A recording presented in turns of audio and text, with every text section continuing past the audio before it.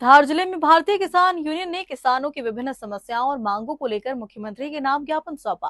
ज्ञापन में ई टोकन व्यवस्था समाप्त करने, नीलगाय से फसलों को हो रहे नुकसान पर रोक लगाने, किसानों के साथ नियमित बैठक आयोजित करने और खाद बीज से जुड़ी समस्याओं के समाधान की मांग की गई है।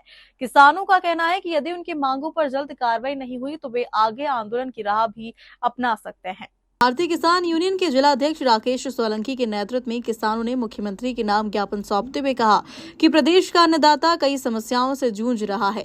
ज्ञापन में वर्ष में 4 बार कलेक्टर और तहसील स्तर पर किसान संगठनों के साथ नियमित बैठक आयोजित करने, ई टोकन व्यवस्था समाप्त कर किसानों की आवश्यकता अनुसार खाद उपलब्ध कराने, फसलों को नुकसान पहुंचाने वाली नीलगाय को पकड़कर जंगलों में छोड़े जाने तथा बदनावर तहसील के खंडीगारा गांव में बीज उपचार के बाद भी अंकुरण नहीं होने से प्रभावित किसानों को उचित मुआवजा और कार्रवाई की मांग की गई। किसानों ने शासन से इन मांगों पर शीघ्र निर्णय लेकर किसानों को राहत देने की अपील की। ग्लोबल इंडिया टीवी के लिए अमर वर्मा की रिपोर्ट। कलेक्टर कार्यालय में आज हमारा ज्ञापन था। कलेक्टर महोदय को हमने ज्ञापन दिया है मुख्यमंत्री के नाम, जिसमें हमारी मुख्य मांगे हैं जो नीलगाय से वर्षों से जो समस्या है किसानों को हो रही है उसको पकड़कर जंगलों में छोड़ा जाए। दूसरा, ई टोकन जो व्यवस्था शासन ने लागू की है उसके कारण किसानों को काफ़ी समस्याओं का सामना करना पड़ रहा है। सर्वर वगैरह की परेशानी आती है, कहीं जो अपना आधार कार्ड वगैरह लिंक नहीं होने के कारण किसानों को बड़ी समस्याएं आ रही है।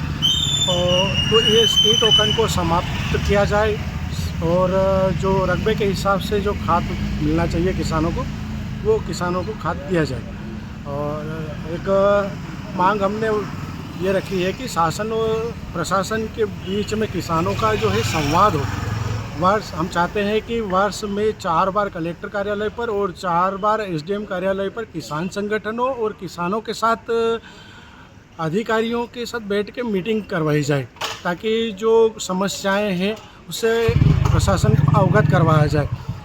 एक मामला और ये था, बदनावर तहसील के जो खंडीगारा गाँव में एक किसान द्वारा जो अपने बीज उपचारित की जो दवाई खरीदी गई थी जिसके कारण उसका बीज उपचारित नहीं हुआ और उसकी फसल को काफ़ी नुकसान हुआ और उस उक्त किसान द्वारा कीटनाशक का सेवन कर लिया गया था।